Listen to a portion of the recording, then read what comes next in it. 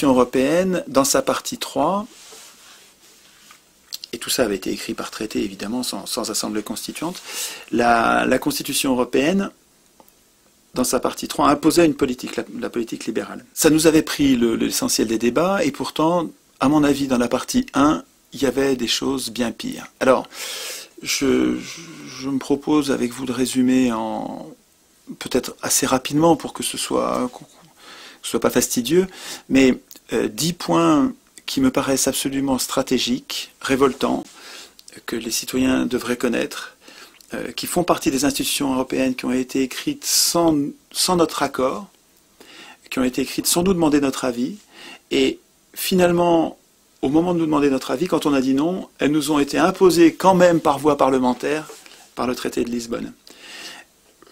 Il me semble que c'est pas un détail que les citoyens sachent, dans le fatras des centaines d'articles de ces institutions, ce qui va contre leur intérêt. Alors le premier point, c'est que les institutions européennes, et ça se passe dans la partie 1, nous condamnent à un chômage de masse.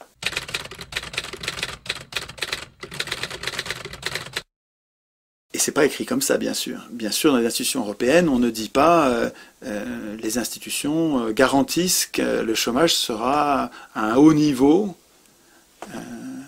Si c'était écrit comme ça, on aurait des révolutions. Non, c'est plus malin. Dans la partie 1 est prévue une banque centrale indépendante qui n'a donc d'ordre à recevoir de personne parmi les gens que vous élisez. Vous pouvez voter à l'extrême gauche, à l'extrême droite, au centre, où vous voulez. La banque centrale n'a plus aucun compte à rendre à ces gens que vous élisez, que ce soit chez vous ou en Europe. Et la mission, et ce qui va avec, c'est que la mission de cette banque, mission exclusive, prioritaire, la mission de la Banque Centrale Européenne, c'est de lutter contre l'inflation. Or, tous les banquiers du monde savent que mettre la priorité sur la lutte contre l'inflation, ça va se payer en chômage des plus défavorisés, des plus faibles. Alors, il y a plein de bouquins là-dessus, il y en a 2 quand même à connaître. Un premier livre de Fitoussi, qui date de 2005, je crois. Oui, janvier 2005. Donc ce livre est paru pendant la campagne, La politique de l'impuissance. Ce livre-là, Fitoussi n'est pas du tout un révolutionnaire, c'est quelqu'un de très très très modéré, tempéré, c'est un économiste intéressant, et c'est lui qui explique, qui utilise ces mots-là en disant tous les banquiers du monde savent que quand ils font le pari quand ils suivent l'objectif de lutter contre l'inflation, ça se paye en chômage. Quand Fitoussi le dit, je pense qu'on pourrait le dire de façon plus radicale et plus virulente et plus révoltée. Comment est-ce qu'on sait... Alors, par quel mécanisme est-ce que, en luttant contre l'inflation, on le paye en chômage et inversement? Alors, il faut savoir que les économistes s'empaillent entre eux sur ce sujet. Il faut savoir aussi pourquoi ils s'empaillent. Et il faut comprendre qui sont les économistes. Alors, je commence par ce qui me paraît le plus important. Dans la réflexion des économistes, l'un d'entre eux, qui s'appelle Phillips, a établi par l'observation, il n'a pas expliqué pourquoi c'était comme ça, mais sur un siècle de statistiques, il a observé que les périodes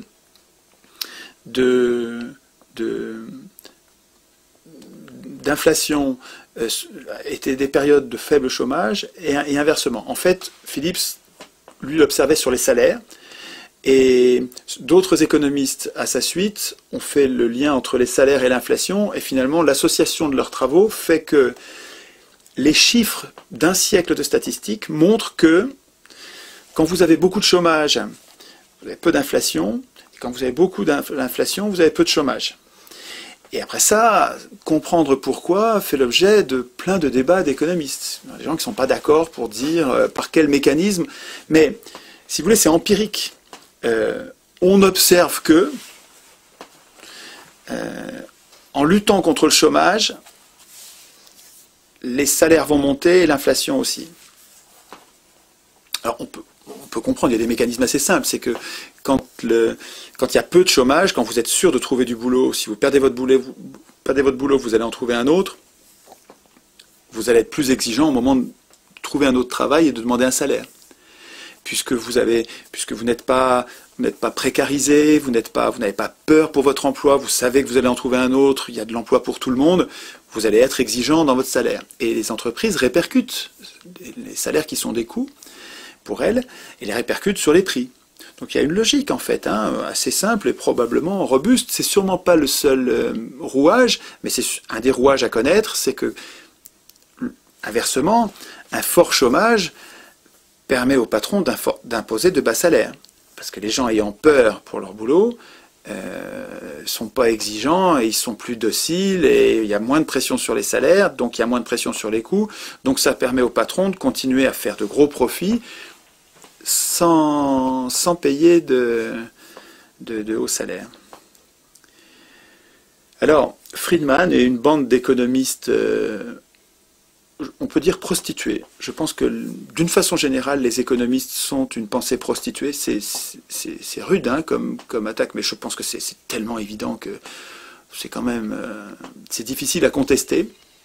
On ne peut pas dire que tous les économistes sont prostitués. Il y a des économistes qui sont humanistes, honnêtes, résistants et pas prostitués, pas vendus aux plus riches. Enfin, en gros, les économistes sont nés pour pérenniser la domination des plus riches, c'est-à-dire pour justifier et légitimer, naturaliser, comme si c'était un fait naturel et indiscutable, parlons d'autre chose maintenant, la domination des plus riches. Ricardo était un fils de banquier, lui-même financier, et protégeait l'intérêt, avec sa théorie économique, protégeait les intérêts de sa classe. Et donc les économistes, alors parmi lesquels Friedman par exemple, contestent la corrélation qu'il y a entre la corrélation en niveau inversé qu'il y aurait entre l'inflation et le chômage, en disant pas du tout. La corrélation, il y a eu quelques années, dans les années 70, où la corrélation n'a pas été observée. Et ils ont pris cette variation dans les statistiques comme prétexte pour prétendre que la loi n'était pas bonne. Alors qu'en fait, on pourrait tout aussi bien dire que la loi est effectivement bonne dans la plupart des cas. Dans la plupart des cas, lutter contre le chômage va se payer en inflation et laisser filer l'inflation permettra de résorber le chômage, ou on peut le dire autrement. Cette loi est en général vérifiée, et effectivement, dans les années 70, elle ne l'a pas été, probablement pour des raisons qui n'ont pas été bien identifiées, d'autres raisons qui ont été plus fortes pendant ces quelques années que la loi principale, mais qui valent pas, qui méritent pas de jeter aux orties le travail de Phillips. Alors le petit livre que je vous conseille, qui est écrit par Liem Wang Ngoc, c'est vraiment difficile à mémoriser et à prononcer, mais qui est un bon économiste, un jeune homme qui fait un travail vraiment passionnant sur d'autres sujets aussi. Et là, ce livre s'appelle « Le fabuleux destin de la courbe de Phillips ».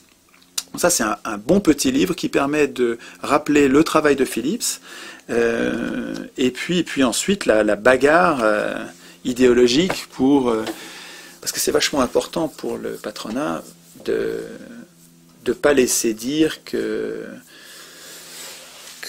faut choisir entre inflation et chômage, et que finalement le choix de société sur le plan économique c'est inflation ou chômage, parce que eux, ce qu'ils veulent c'est du chômage. Ils savent que c'est lié, mais c'est inavouable, que l'inflation ronge leur tas d'or, alors que les travailleurs et les entreprises, les travailleurs ne sont pas gênés par l'inflation. Si vous avez une indexation, Maurice Allais, prix Nobel d'économie, défend l'idée de l'indexation générale des salaires, des loyers, des emprunts sur l'inflation, de façon à ce que personne ne soit pénalisé, de façon à ce que l'unité de mesure monétaire ne soit pas variable. Imaginez qu'un mètre changerait de taille, le mètre étalon changerait de taille sans arrêt, ce serait très compliqué pour toutes les mesures. Et ben, de la même manière, une monnaie doit avoir une valeur stable pour que les acteurs aient des repères fiables. Et donc, dans un contexte d'indexation générale, si les salaires varient avec l'inflation, ben, vous n'avez rien à craindre de l'inflation. Vous avez un bouclier qui vous protège contre l'inflation. Et si les loyers sont indexés sur l'inflation, ben les propriétaires qui louent leurs immeubles sont protégés contre l'inflation. Alors finalement, qu'est-ce que ça pénalise l'inflation? Ben ça pénalise ceux qui ont du cash, ceux qui ont beaucoup d'argent, notamment de la monnaie fiduciaire, en grande quantité. Alors là, cette monnaie-là, elle perd de la valeur. Elle perd beaucoup de valeur si vous avez 15%, 10%, 15% d'inflation. Là, ces gens-là, c'est un très très petit nombre de personnes. Hein. Il y a très peu de gens qui ont beaucoup de cash, quoi. Beaucoup de cash au point d'en faire un vrai sujet d'inquiétude, il y en a très peu. Alors, est-ce que ces gens-là, est-ce que l'intérêt de ces gens-là est à privilégier par rapport à l'intérêt général? Il me semble que non. Un peu d'inflation, une indexation générale, et donc finalement les petites gens qui sont protégés de l'inflation, si ça vous permet de lutter contre le chômage, donner du boulot à tout le monde, bah écoutez, c'est un choix de société qui quand même pourrait être au débat public, on pourrait en discuter. Bah, il se trouve que l'Union européenne, elle a tranché pour vous. Vous n'avez pas eu voix au chapitre. On a mis en place en 1957, avec le traité de Rome, on a mis en place un système de façon assez astucieuse, hein, puisque pendant toutes les premières années, pendant 20 ans, 25 ans, on n'a pas appliqué le traité de Rome. On l'a mis en place et on ne l'a pas appliqué. Alors les gens se sont... Au début, ils étaient très méfiants. Mendes France vitupérait ce traité en disant c'est pas bien du tout, on va perdre notre souveraineté, il y a beaucoup à perdre à ce traité. Et puis finalement, avec les années, comme on voyait que ça changeait rien, on était protectionniste, on était nationaliste, on avait le contrôle de notre monnaie, ce traité ne changeait rien à notre vie finalement. Il y avait un contrôle d'échange, il y avait notre monnaie, il n'y avait pas de libre-échange, hein, finalement ce traité prévoyait des choses qui n'étaient pas appliquées, on a baissé la garde, et on ne s'est pas méfié. Et puis dans les années 80, sans rien dire à personne, ils ont activé le traité de Rome, ils ont commencé à l'appliquer.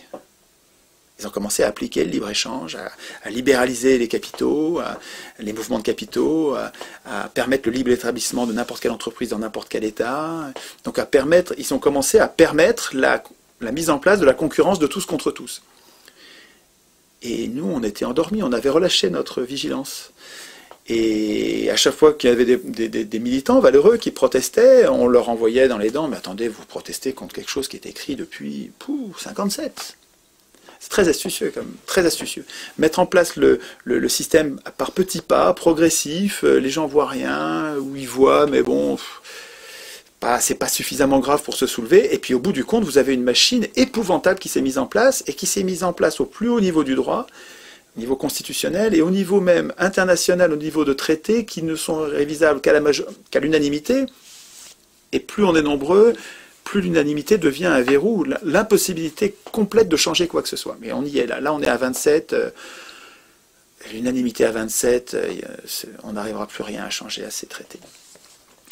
Et donc, pour reprendre le fil de ce que je disais, le premier point haïssable, vraiment haïssable, un sujet de révolte, un sujet de révolution, est l'institutionnalisation du chômage,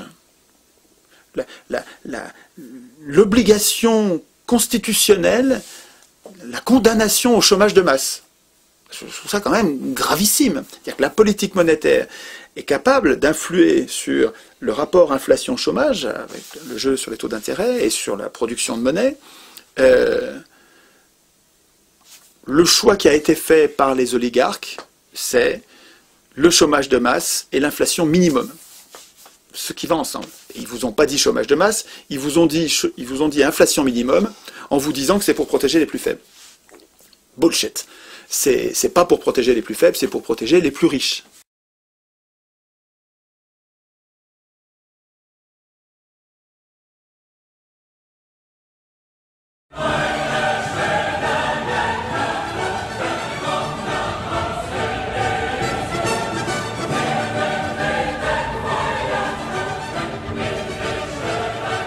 Deuxième point que j'avais pas vu moi en 2005 et qui est peut-être plus important encore, les institutions européennes interdisent aux États d'emprunter auprès de leur banque centrale.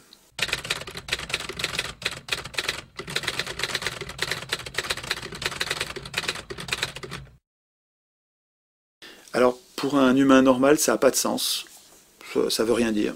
Ouais, les États ne peuvent pas emprunter auprès de leur banque centrale, bon, ouais, et alors? Et c'est pourtant essentiel parce que on en a parlé dans d'autres entretiens, donc je vais aller vite. Quand un État emprunte auprès de sa banque centrale, la banque centrale lui crée de l'argent, pour lui, et note que l'État lui doit, et au fur et à mesure que l'État rembourse cet argent ensuite avec les impôts ou avec les recettes de cet investissement, la monnaie est détruite au fur et à mesure, sur le même modèle que le crédit habituel et le mécanisme de la monnaie dette. Mais la différence avec le système qui nous est imposé aujourd'hui, c'est que quand un État emprunte auprès de sa banque centrale, quand il rembourse sans intérêt. Ou il remboursera plus tard, donc il peut avoir... Donc ça, il a de la marge, il a beaucoup de marge, et puis c'est pas coûteux.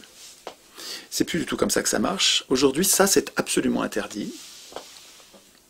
Quand un État a besoin d'argent pour financer un investissement public, il doit emprunter auprès des marchés financiers. Il ne peut plus emprunter auprès de sa banque centrale. Et donc quand il emprunte auprès des marchés financiers, il paye un intérêt.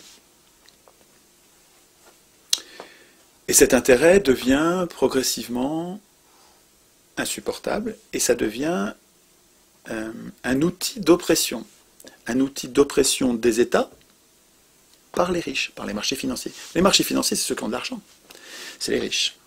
Et en gros, les plus riches parmi les humains, ce sont les commerçants, et les plus riches parmi les commerçants, ce sont les multinationales, et les plus riches des plus riches, ce sont les banques. C'est des gros commerçants qui avaient beaucoup d'argent en plus, qui étaient incapables de dépenser, qui sont devenus les banques, historiquement, 1500, 1600, 17e siècle, 16e siècle, 17e siècle, sont devenus les banques, et finalement, aujourd'hui, les plus riches, ce sont les banques. Et finalement, les marchés financiers, pas pour l'intégralité, mais pour le plus gros, ce sont les multinationales et les banques. Ça veut dire que les États, par le mécanisme de l'Union européenne, par le mécanisme de l'article 104 de Maastricht qui interdit aux États de créer eux-mêmes leur monnaie et qui donc leur impose d'aller chercher l'argent où il y en a, c'est-à-dire dans les pattes des plus riches, cet article 104 de Maastricht qui est devenu l'article 123 de Lisbonne, est un outil qui met les États en servitude par rapport aux plus riches. Ça n'a rien à voir avec l'intérêt commun, rien à voir avec l'intérêt général. C'est le contraire, c'est une trahison, c'est un sabordage absolu. Ça date de Maastricht, ça date de 92. Moi j'ai voté oui à Maastricht, je ne savais pas ça du tout. On n'en a absolument pas parlé en 92. En 92, on nous parlait de la monnaie unique, on nous parlait de l'euro, on ne nous parlait pas du tout de l'article 104. Il n'y a jamais eu de débat public là-dessus. On s'est fait enfumer. Enfumer. On s'est fait rouler. C'est une trahison. Une trahison absolue. Il n'y a pas d'autre mot. Et même en 2005, moi, je n'étais pas au courant, donc on n'en a même pas parlé en 2005 non plus. On en a parlé après. Donc, depuis 2006, ça fait 5 ans, on travaille beaucoup là-dessus. Et on s'aperçoit que dans tous les pays du monde, en tout cas dans beaucoup de pays du monde, dans tous les pays importants, les États ont abandonné la création monétaire aux banques privées. Et la dette publique augmente depuis. À chaque fois, la dette publique augmente dans des proportions extravagantes. Et finalement, le mode opératoire est le même qu'avec les pays du tiers-monde, qui ont été mis en coupe réglée, pillés par les multinationales et les banques, avec le même mode opératoire. On commence par l'endetter.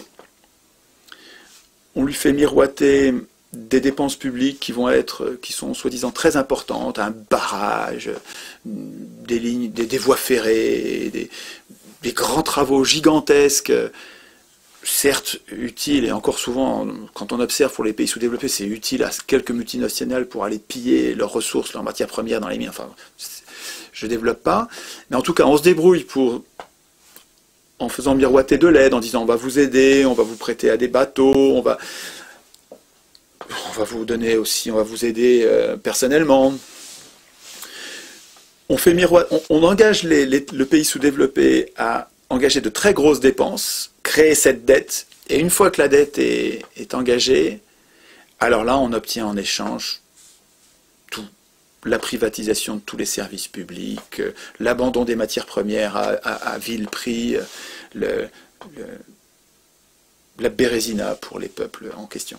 Et le mode opératoire qui est décrit très bien dans Les Confessions d'un assassin financier de Perkins est extraordinaire, c'est absolument révoltant. Ce bouquin-là, c'est un... Et puis alors, ce qui est terrible, c'est qu'on observe le mode opératoire pour les pays sous-développés, mais on retrouve le goût de la Grèce, du Portugal, et puis bientôt de la France, évidemment. C'est-à-dire qu'après avoir copieusement pillé tous les pays sous-développés, les banquiers, maintenant, s'en prennent aux pays développés, puisqu'ils ont réussi à corrompre les systèmes politiques jusqu'à la moelle. Donc le premier point, c'est l'indépendance de la Banque centrale et sa mission unique contre l'inflation qui nous condamne au chômage de masse. Ça fait quand même un sacré morceau. Deuxième morceau, l'interdiction aux États de créer leur propre monnaie, donc d'emprunter auprès de leur Banque centrale, donc de créer leur propre monnaie, donc rendre les États dépendants des porteurs d'argent, des porteurs privés évidemment, des porteurs d'argent. C'est insupportable. Ce deuxième point suffirait déjà à dire, mais attendez, il faut sortir de l'Union européenne d'urgence. Parce que vous allez voir qu'à la fin, quand on va parler des procédures de révision des traités, comme tout est à l'unanimité à 27, c'est indémerdable. On n'arrivera jamais à améliorer ce piège politique. Troisième point dramatique, alors qui lui a été beaucoup débattu en 2005, donc je vais passer rapidement, c'est l'interdiction aux États de limiter la circulation des capitaux.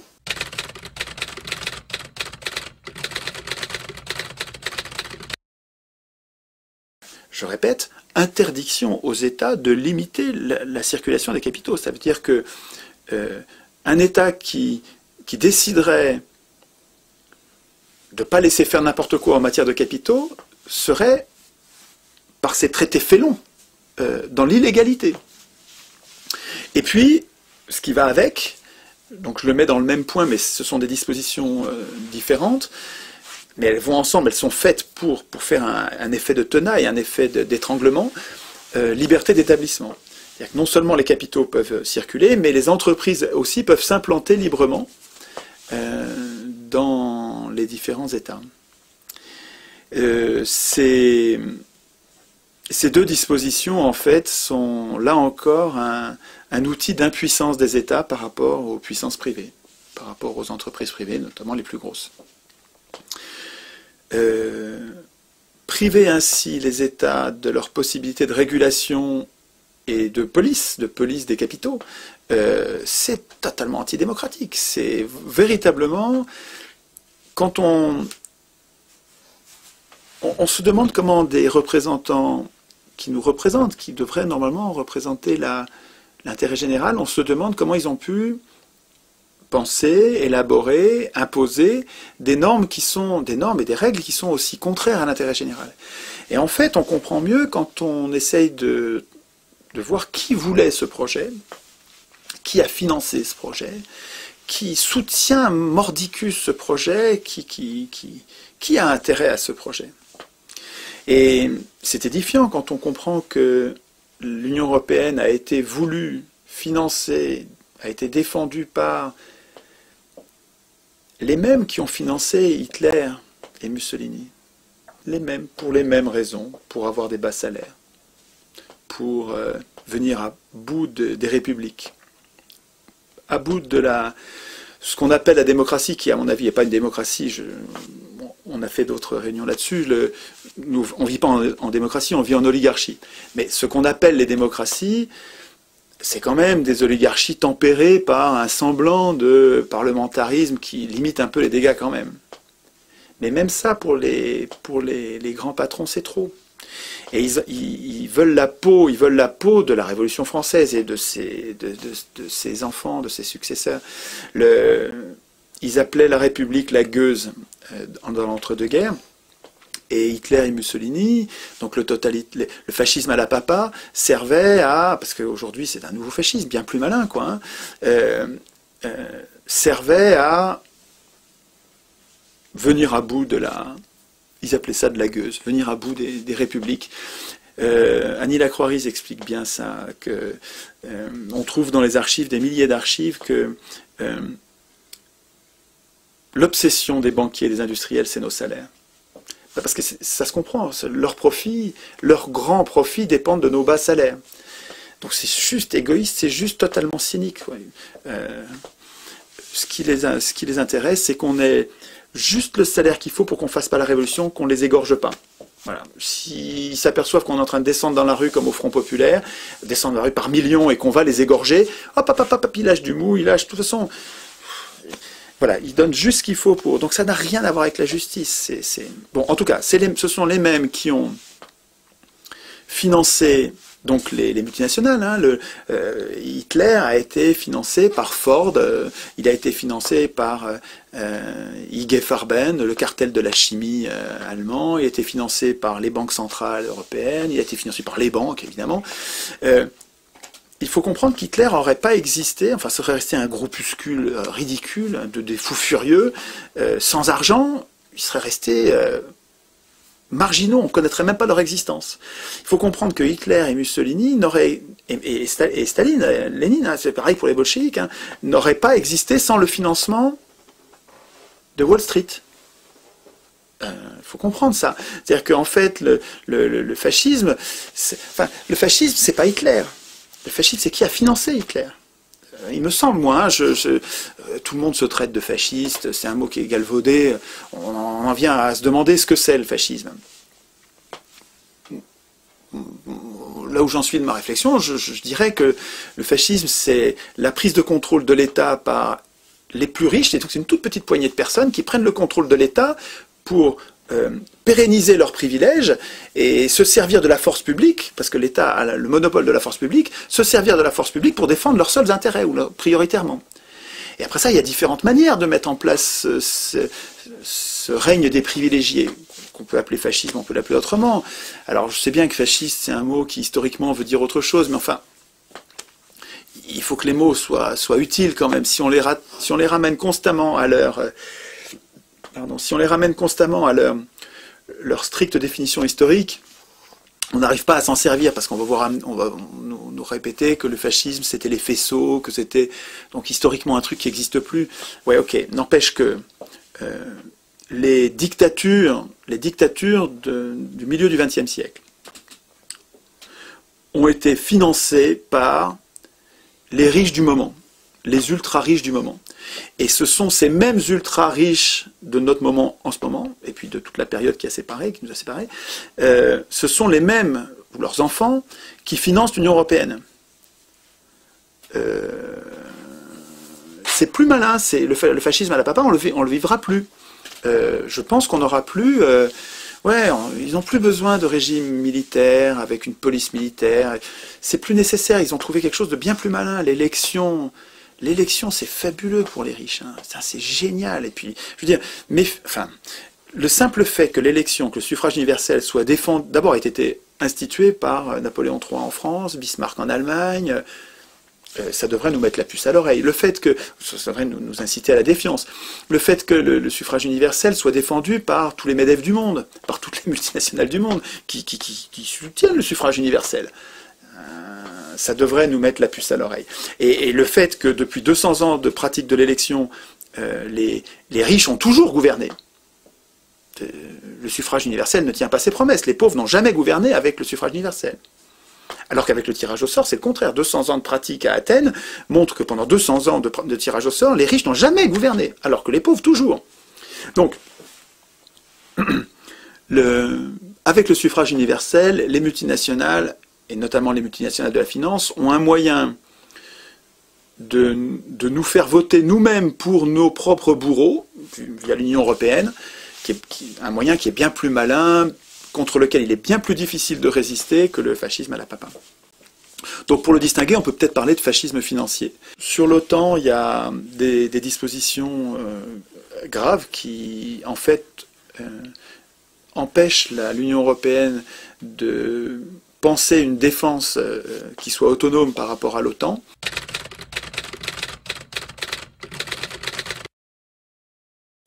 Alors on nous explique qu'évidemment, chacun des pays faisant déjà partie, une bonne partie faisant partie de l'OTAN, on ne pouvait pas les obliger à se désolidariser de l'OTAN. Bon, certes, il reste que les plus grands pays de l'Union européenne étant intégrés à l'OTAN, le fait que les traités de l'Union européenne intègrent finalement cette participation nous rend complètement dépendants de l'OTAN. Et il y a des mécanismes d'intervention, donc de guerre obligée, et même nucléaire, dans les traités qui sont absolument révoltants. C'est-à-dire que si on appliquait ces mécanismes dans les situations qui sont prévues, on serait obligé d'envoyer un feu nucléaire préemptif, agressif, pas défensif. Je ne développe pas, mais sur ce sujet-là, il pourrait y avoir un débat, il n'y en a pas eu. Les institutions européennes mettent entre les mains des ministres et des présidents, qui sont des exécutifs dans les pays d'où ils viennent, mettent dans leurs mains le pouvoir législatif.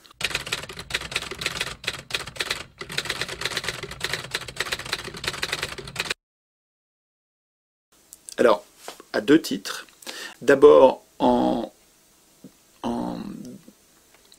co-législateurs, les institutions européennes font des ministres qui normalement devraient être absolument cantonnés à l'exécution des lois. La séparation des pouvoirs, c'est toi tu écris les lois mais tu les exécutes pas, toi tu es Parlement, tu écris les lois mais tu les exécutes pas, et toi tu es exécutif, tu exécutes les lois mais tu les écris pas. En divisant les pouvoirs, on les affaiblit et nous autres, les gouvernés, nous protégeons contre les abus de pouvoir. Montesquieu. Et cette séparation des pouvoirs est très mal appliquée. Dans la 5e, elle ne l'est pas du tout. Puis dans la plupart des pays, elle est violée parce que ceux qui écrivent les règles les écrivent pour eux-mêmes. C'est ma thèse. Les institutions ne devraient jamais être écrites par des hommes de parti, et encore moins par des parlementaires, des ministres, des juges. Les institutions devraient être écrites par une assemblée constituante tirée au sort. C'est d'ailleurs le dernier point que j'évoquerai un petit peu à la fin. Mais en tout cas, si les ministres ici se voient attribuer un pouvoir législatif, c'est plus grave encore qu'au niveau national, parce qu'on ne sait pas du tout ce qu'ils font. Il faut se rendre compte qu'on a déjà du mal à surveiller ce que font nos parlementaires et nos ministres au niveau national, à la petite échelle de la nation, mais alors au niveau européen, est-ce que vous savez ce que sont en train de négocier pour vous, vos ministres, dans le cadre de l'Union européenne? Est-ce que vous savez? Est-ce que vous vous en occupez? Est-ce que vous vérifiez ce que signent en votre nom, les directives que signent en votre nom vos ministres dans le cadre de l'Union européenne? Mais pas du tout, c'est trop loin, et puis en plus, le voudriez-vous? Vous ne pourriez pas, parce que c'est totalement opaque. Alors, à deux titres, les ministres sont co-législateurs, sont législateurs. D'abord, ils sont co-législateurs avec le Parlement. Donc le Parlement est complètement, en fait, infantilisé. Le Parlement ne peut écrire aucune loi tout seul. Il est accompagné des ministres qui doivent être d'accord pour que ça passe. En plus, le Parlement n'a pas l'initiative des lois. C'est complètement extravagant, c'est la Commission. Alors il y a des arguments bidons pour justifier que la Commission soit ainsi... La Commission n'est pas élue, hein, donc la Commission c'est des technocrates. C'est profondément oligarchique. Donc là, déjà, les ministres sont co-législateurs, mais en plus, il y a deux techniques de production de normes obligatoires de portée générale et illimitée dans le temps, donc c'est extrêmement dangereux pour nous. Hein. Une constitution, ça sert à éviter que de tels outils juridiques ne soient hors contrôle. Or là, ils le sont totalement. Donc, autre technique de production de normes obligatoires, les actes non législatifs et les procédures législatives spéciales. c'est des noms qui suggèrent rien. Je dis, qu'est-ce que c'est que ce truc-là? Ben, je vous dis, en français, c'est des lois sans parlement. Des lois sans parlement. Et sur quel sujet? Oh, des bricoles. Des bricoles. Le marché intérieur. Une bonne partie de la fiscalité. La concurrence. Tous ces sujets-là, le Parlement n'en voit pas la couleur. Le Parlement n'est pas concerné. Est-ce que il y a une liste des sujets sur lesquels on peut faire comme ça des lois sans Parlement, où les ministres écrivent le droit? Donc les ministres, ceux qui vont appliquer les lois, eux, quand ils retirent leur costard de ministres européens, ils retournent chez eux, et donc de co-législateurs, ils retournent chez eux dans leur pays d'origine, ils réendossent leur costume d'exécutif, et ils font appliquer les lois qu'ils ont eux-mêmes écrites au niveau européen. Donc on est en pleine confusion des pouvoirs. Et tout ça en rendant pratiquement, concrètement, en ne rendant aucun compte. Et donc il y a une liste des sujets? Pas du tout. Vous voulez savoir la liste des domaines de ces lois sans Parlement? Eh bien, il va falloir que vous tartiniez les centaines d'articles en cherchant les procédures législatives spéciales, les actes non législatifs, et puis vous apercevez que c'est un acte non législatif, ça. Mais c'est énorme, quoi. Hein. Pourquoi est-ce que ça a été retiré au Parlement? Est-ce qu'on nous explique? Est-ce que vous vous souvenez d'avoir eu un débat sur les lois sans Parlement à l'occasion du débat sur les institutions européennes? Bon, on n'a jamais parlé, mais c'est dans la partie 1, ça. Hein. Dans la partie 1, sont programmées des lois sans Parlement. Il me semble que ça vaudrait le coup d'un débat public.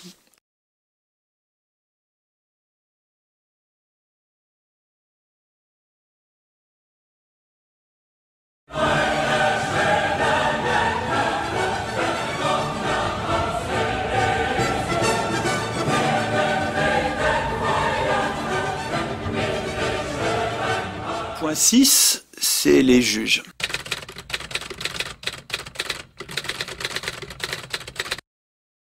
Les juges, vous savez, dans l'organisation classique, qui à mon avis pourrait encore être améliorée, mais dans l'organisation classique de Montesquieu, les juges étaient le troisième pouvoir. Et les trois pouvoirs, dans l'idée de Montesquieu, c'était de les trianguler pour qu'ils se surveillent mutuellement, de façon à ce qu'aucun n'abuse. Et donc il ne faudrait surtout pas qu'un acteur contrôle à la fois l'exécutif, le législatif et le judiciaire.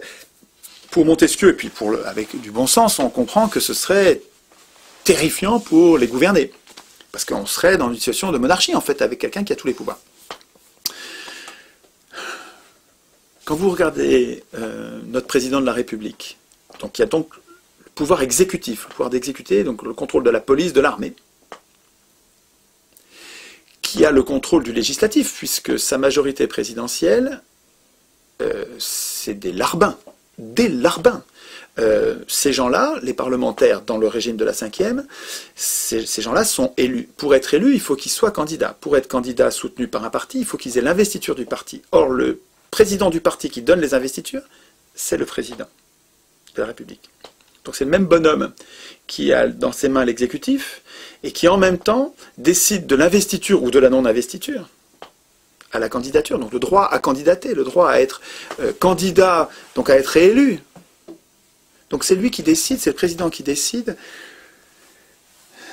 de la survie politique des parlementaires, de la majorité des parlementaires.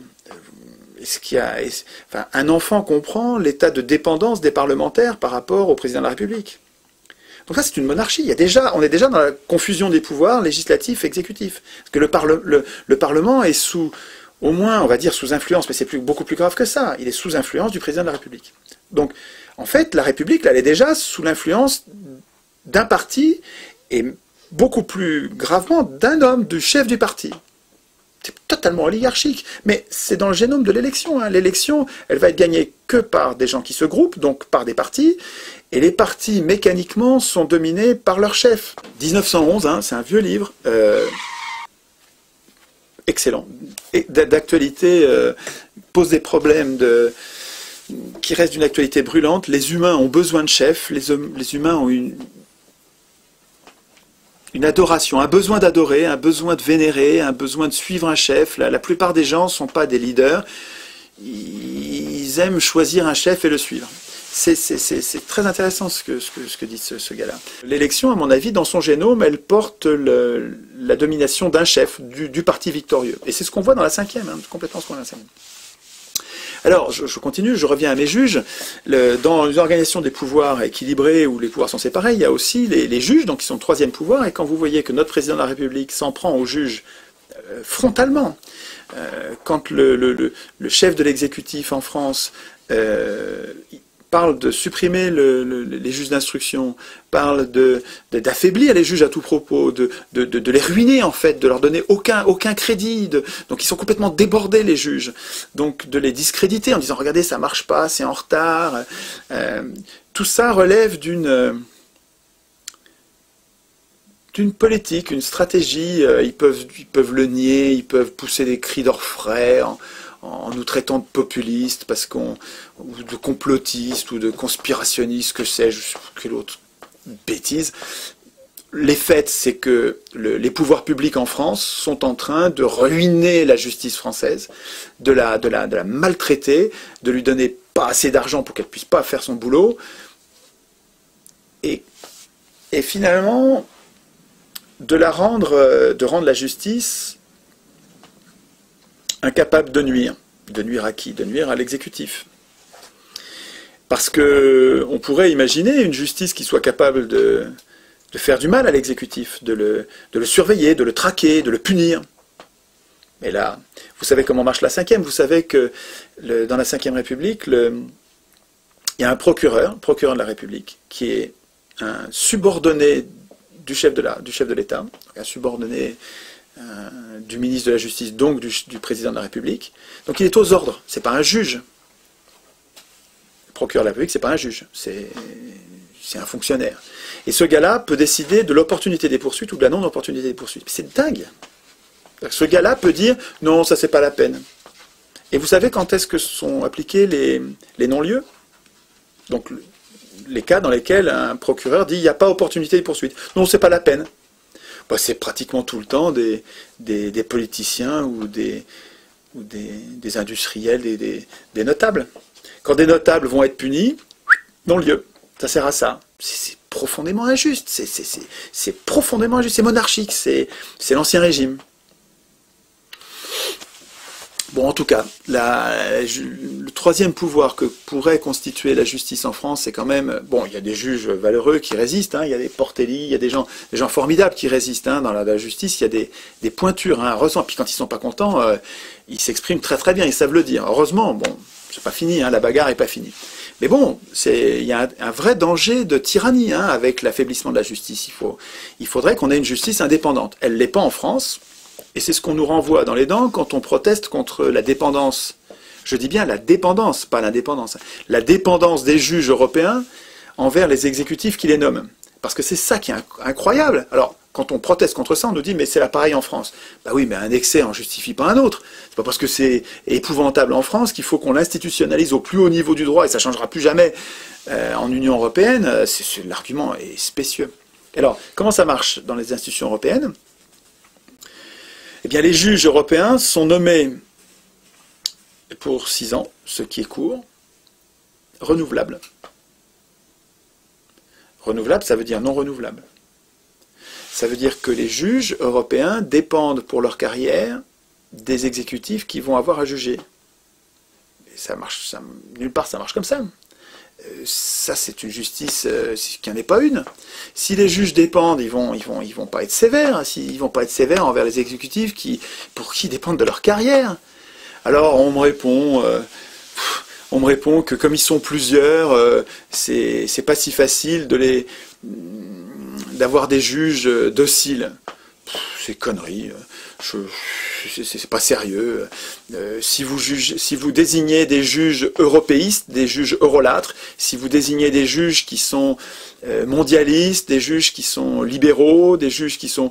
Eh ben, vous n'aurez même pas besoin de leur donner la moindre consigne, effectivement. Ils seront libres, mais ils vont développer une idéologie qui est contraire à l'intérêt général. Et sans avoir besoin de les corrompre, de leur dire quoi faire. Mais parce que vous les avez nommés, et parce qu'ils dépendent pour leur carrière de ceux qui les ont nommés.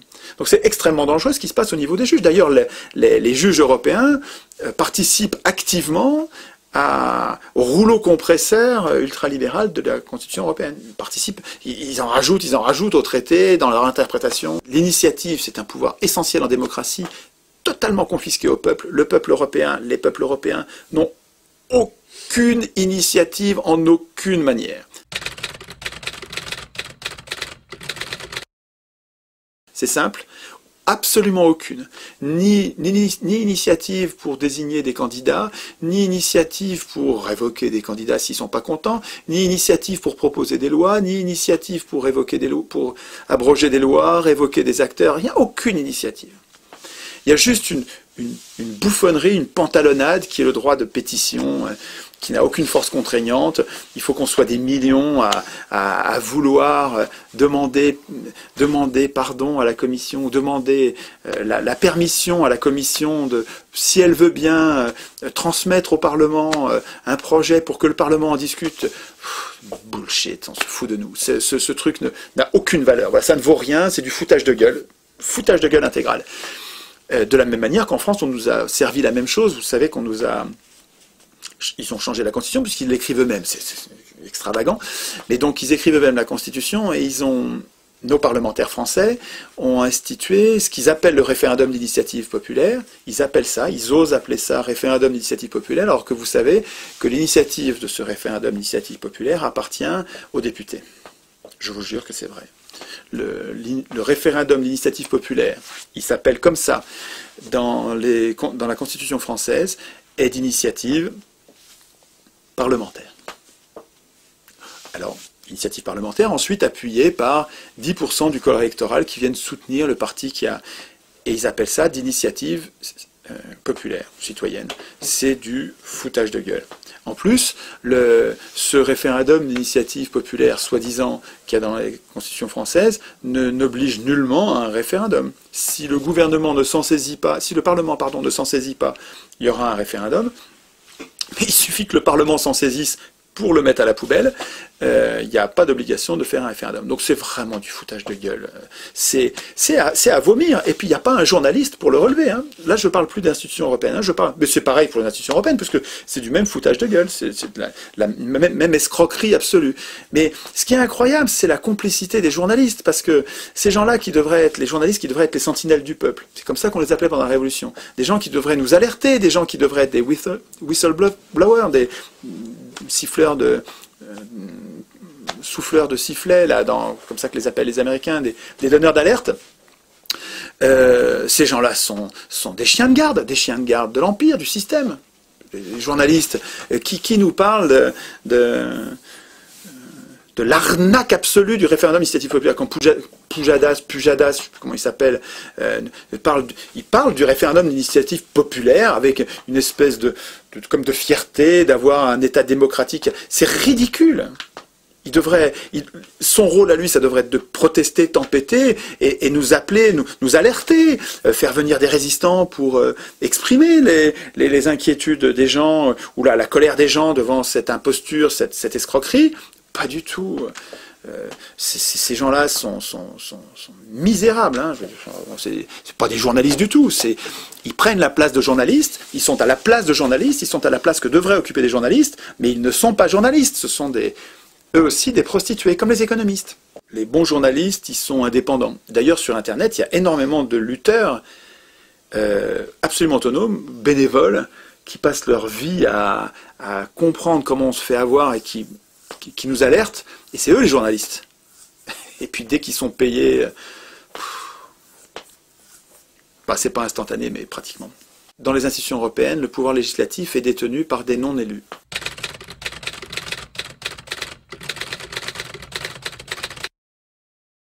Et nos élus n'ont pas de pouvoir, et ceux qui ont du pouvoir, ce sont des non-élus.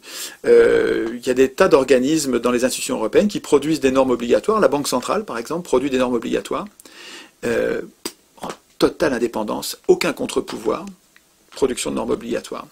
Les conseils, la conférence intergouvernementale, enfin il y a plusieurs organes, et puis bien sûr le Conseil des ministres, qui produisent des normes exactement comme des lois. C'est des lois, vraiment c'est de l'escroquerie de dire que c'est pas des lois, et sans Parlement. L'avant-dernier point, est celui de la résistance aux abus de pouvoir.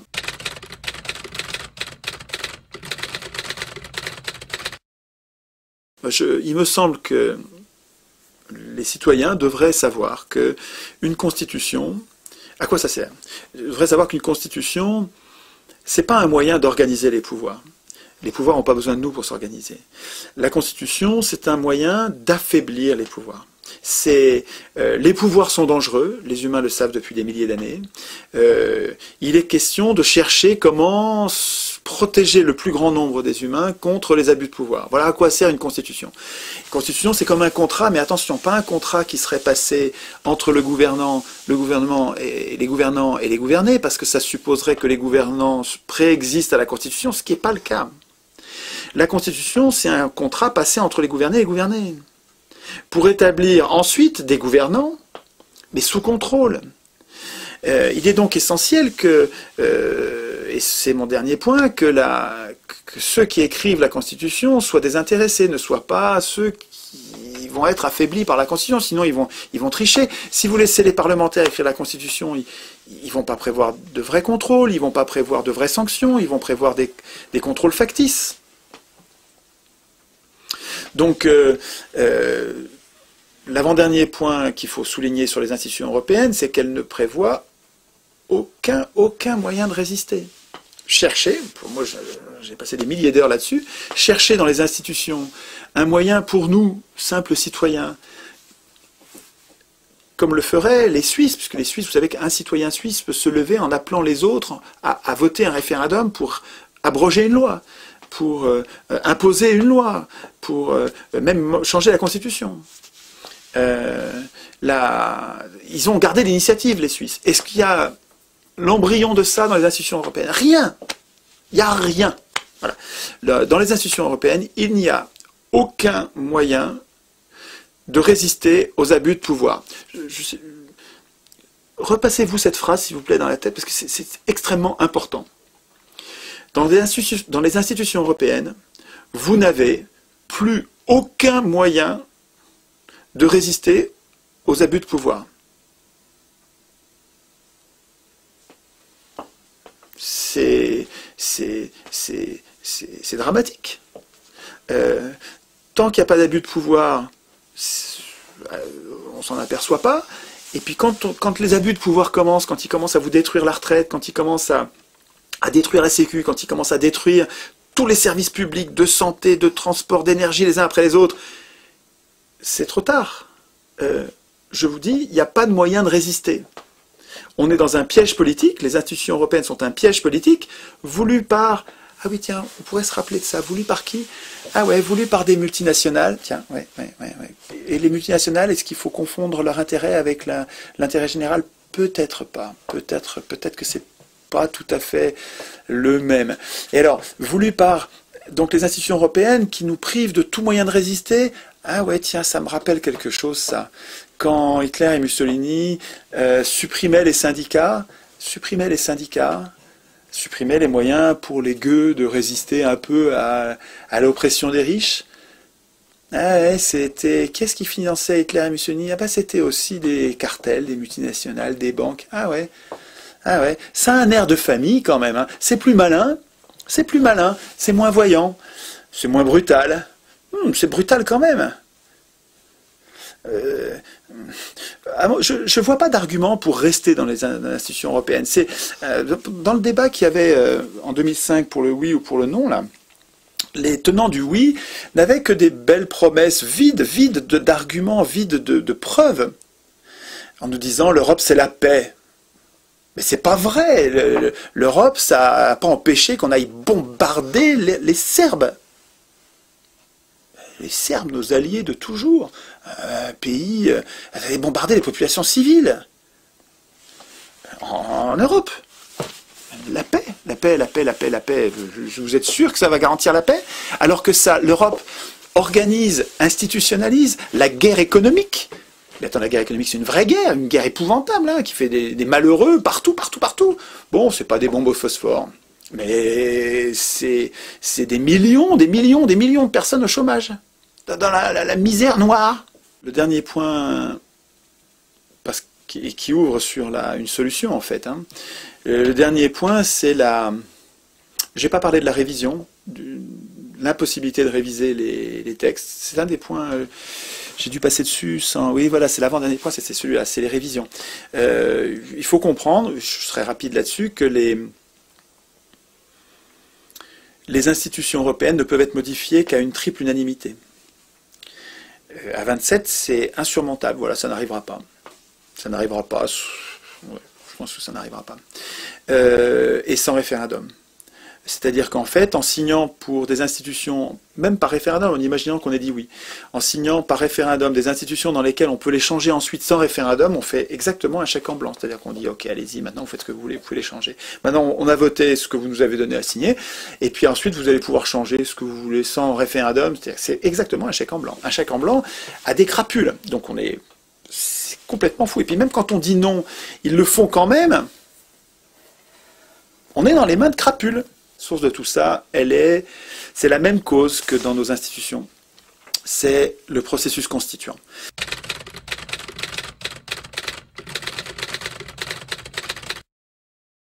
C'est-à-dire que c'est l'origine. Moi, je remonte à la racine, je cherche la cause des causes. Et la cause des causes sur le traité de l'Union européenne, c'est qui a écrit ces maudites règles.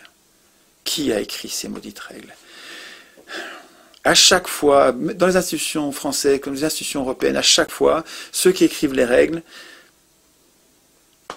n'auraient pas dû les écrire. C'est pas à eux d'écrire les règles. C'est pas aux hommes de parti. C'est pas aux hommes au pouvoir. C'est pas à ceux qui aspirent au pouvoir. Donc c'est même pas aux hommes de parti et même des petits partis. C'est pas aux hommes de parti d'écrire les règles du pouvoir, d'écrire la Constitution. Ces gens-là sont juges et partis. Ils écrivent des règles pour eux-mêmes. Quand vous êtes dans un parti, vous n'êtes pas encore élu, mais vous vous projetez dans l'avenir. Un humain, ça se projette dans l'avenir. Il sait qu'un jour, il sera élu. Et donc, quand il écrit les articles de Constitution, il ne va pas écrire ce qui va vous protéger. Il ne va pas faire ça. Il ne le fera jamais. Je ne lui en veux même pas. C'est humain.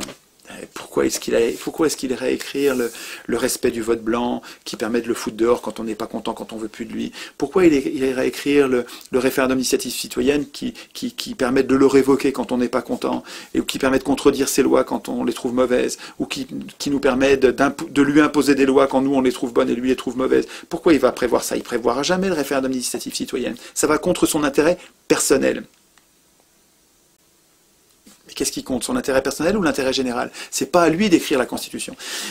Jamais un parlementaire n'ira écrire les mandats courts et non renouvelables, la rotation des charges. Jamais un parlementaire n'ira prévoir dans la Constitution qu'il y ait une chambre tirée au sort pour qu'elle nous ressemble, une chambre d'un millier de personnes dont le mandat serait très court, tout le temps renouvelable, et qui, parce qu'elle est nombreuse et tirée au sort, nous ressemblerait. Il y aurait des pauvres, des riches, à proportion à peu près égale à ce qu'il y a dans la population. Il y aurait des blancs, des noirs, des femmes. Il y aurait des femmes, plein de femmes. Hein. Il y en aurait, au tirage au sort, il y en aurait la moitié.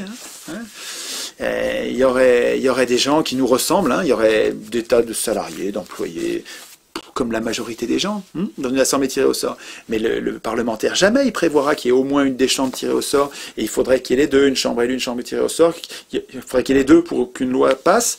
Jamais un parlementaire fera ça. C'est pas à lui d'écrire la Constitution. Si c'est lui qui écrit la Constitution, un parlementaire ou un ministre ou un juge ou un homme de parti, c'est tout ça, c'est pareil. Si c'est eux qui écrivent la Constitution, ils ont un intérêt personnel contraire à la démocratie.